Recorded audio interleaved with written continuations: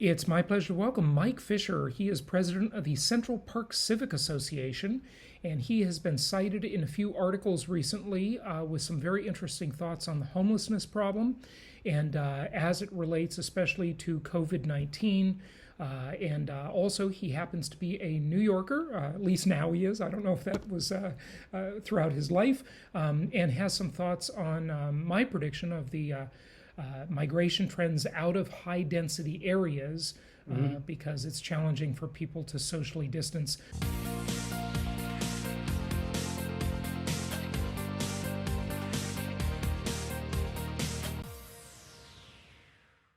Mike, welcome. How are you? I'm doing great, thank you. I Good. appreciate the opportunity to be on your show. Yeah, it's a pleasure to have you. So, just give us the macro view of the problem. I think we all certainly know that homelessness is a terrible problem in many cities nationwide, and even not cities, but some suburban areas are even being affected by it as Yeah, well. yeah, it's a national crisis. I mean, it's occurring everywhere in the country. I mean, a big percentage of the homelessness right now you find in the New York area as well as on the West Coast, San Francisco, Los Angeles. It's all the problem that we're having are the politicians. The politicians are allowing it to occur. It's a growing problem. It's a health crisis on the streets because the more you have on the streets, I mean, they're defecating on the streets, urinating on the streets. I mean, in New York, they're sleeping in the subways, defecating in the subways. It's a terrible situation, and a big percentage of the virus, unfortunately, and is being spread by the homeless. And the politicians don't understand that. I mean, especially when it comes to the subways. I mean, they're sleeping in the subways, so you have a lot of essential workers traveling in the subways to work, and they're unfortunately catching the virus. And politicians will not do anything to remove them, from the subways and put them into, some special types of housing where they can at least get better, recover from this virus. Yeah. Now, New York City recently closed the subways during maybe, I don't know, from, I want to say from like midnight till 4 a.m. or something like that. I don't know don't quote me on the hours. You probably know. And was that really an attempt to stop the homeless from sleeping all night? And they're still doing it, but tell us about Well, that. the mission there, I mean, they were receiving a lot of, complaints from people that are riding the subways, from the police that are responsible for taking care of, and watching the subways and everything.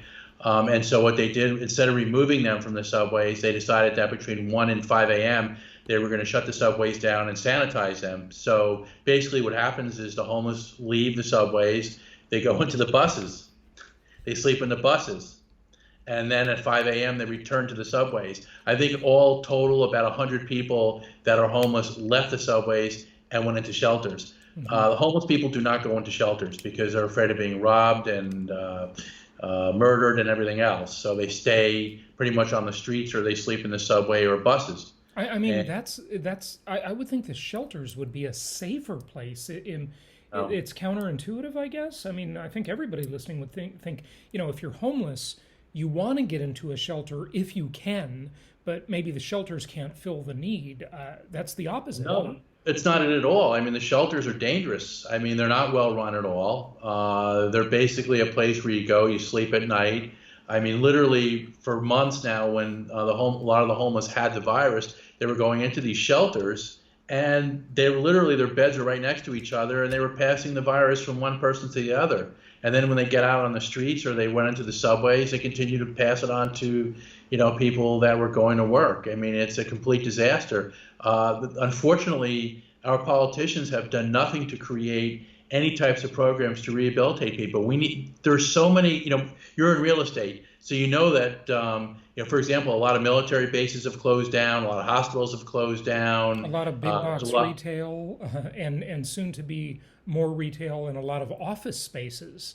Yes, but there's opportunities where you can take these facilities and Yeah. create, modern types of rehabilitation programs where you bring people in, safe programs, you rehabilitate them and get them into training programs and maybe get them back out into jobs. Yeah. And for those that are so mentally ill that can't be helped, at least you get them off the streets and you put them into these types of programs. And Okay. the big problem that we're going to have now is that with this virus and with Politicians open up the country, because what's happening is a lot of people are not going to be able to afford to pay rent, not going to be able to afford to put rent on their table, food on their table rather. They're going to be get very depressed, maybe start drinking, maybe start using drugs.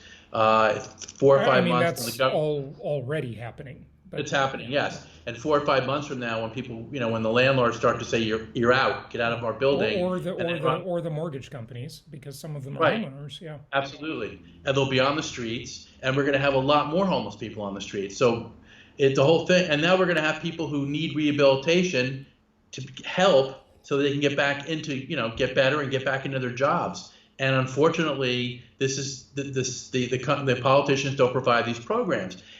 And so, my message to the politicians, I mean, the numbers have gone down significantly as far as the virus is concerned. I mean, if you look at where the virus has really had the greatest amount of impact, it's really been in New York and New Jersey. And then you have a lot less throughout the country. Even in California, I mean, if you look at, I have if you asked me if I had a chart, Right. if you look at Hold New York, that right up to the camera if you want, and go ahead, closer even. Yeah. well, Yeah. what I was going to say is, now I have to look at the numbers, but if you look at New York, for example, 353,000 people have gotten the virus. I think it's much higher than that, and we've had 27,000 deaths. But if you look at California, the numbers are a lot less. Right. Well, California is lower density, most of it. I mean, Yes, New York City is lower extremely density. high. Yeah.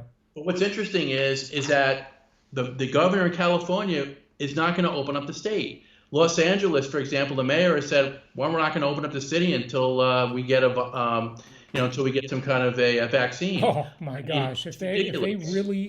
really do that, we are in a world of trouble. I mean, a vaccine is not around the corner. This is a ways away. So that's unbelievable. Yeah. I mean, I think that, if you look at the flu, for example, I mean, more people die of the flu, more people get the flu, even with a vaccine.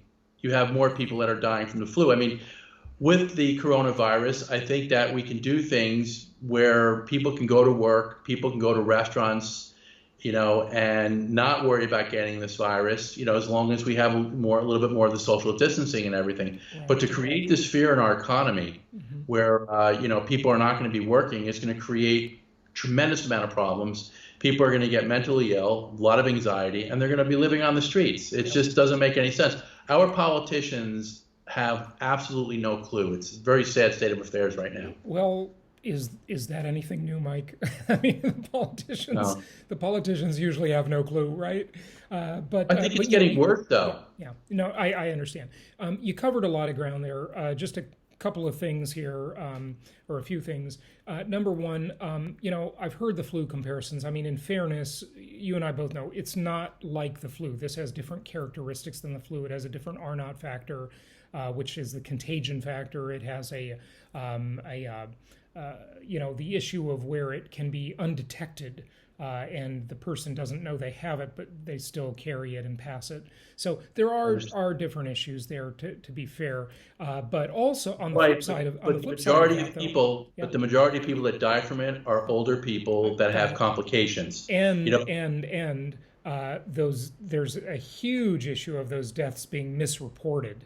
As we're really starting to hear more about that. So that's true too. But on the homelessness problem at the core, what do you say to the argument? I remember I read this great book in maybe 1989. It was called The Greatest Management Principle in the World, a little tiny book by Michael LeBeau or Michael LeBeouf, however you say that, and it has this brilliant line he kept repeating: "What gets rewarded gets repeated." What gets rewarded gets repeated. Absolutely. And is there an argument, Mike, that if the government steps in and provides housing to homeless people, that what's the incentive to not just live in free housing forever? What is the incentive to get back as a productive member of society? How far do you go with that? Is it an issue of how nice you make the accommodations? I mean, look, employers are now having problems getting people back to work because they're getting more in government aid with the enhanced unemployment benefits and PPP than they would working. So why work, right? I mean, this is the problem. Well, I think that human nature, I think generally speaking, people like to work. I think people get very frustrated and depressed when they're staying home all the time. But you're right. I mean, for example, in San Francisco, if you're homeless, you get $520 cash a month. Yep. If you're in New York, you get to stay at a five-star hotel. So Yeah. you're right. The system is completely broken. We need to partner the states and the federal governments around the country together, and we need to have these discussions. But what we need to do is create programs where you bring people into modern facilities, and the goal is to rehabilitate them, not to just create a nice environment where they can take advantage of the system and live there. Actually, try to help them and rehabilitate them. Now, the reality is that a lot of these people you can't rehabilitate. I mean, a lot of them are just very mentally ill. They're way out there, and there's not a lot you can do with them. But you can't leave them on the street to rot either. I mean, this has got to be a win-win situation for people that have businesses, that live in these cities, and it also has to be a win-win for the homeless people. And on the other side, where you have people that live in the cities and want to get to their homes or want to go out to dinner, I mean, you shouldn't have to be in situations where you're stepping over people and you're fearful of being mugged and everything else. It's absolutely ridiculous. I mean, before Corona, they were talking about how in Los Angeles and San Francisco, we're seeing new, or not new, but old new occurrences of old diseases like leprosy, right? That's and right. and all these because of the sanitation problems. It's like we're going backwards here. It's absolutely ridiculous, right?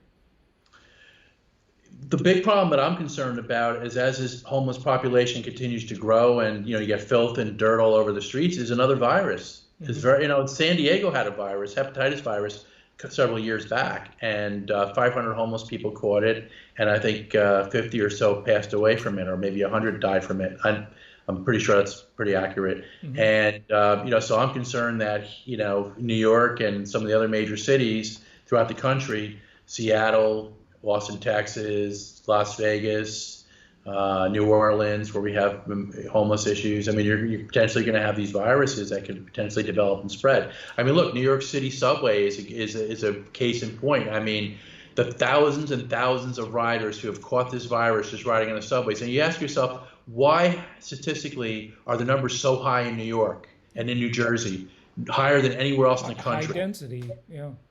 Well, and the subways have a lot to do with it, and high density. And my big concern about Manhattan is, and we spoke about it earlier in our conversation before we got on the air, and that's people that are going to want to leave the city now because of the high density situation. And people are going to leave the city because the politicians are making it impossible for you to want to even work in the city. I mean, they shut the city down. They're probably not going to open. I mean, the way they're going, they probably won't open up the city until the summertime.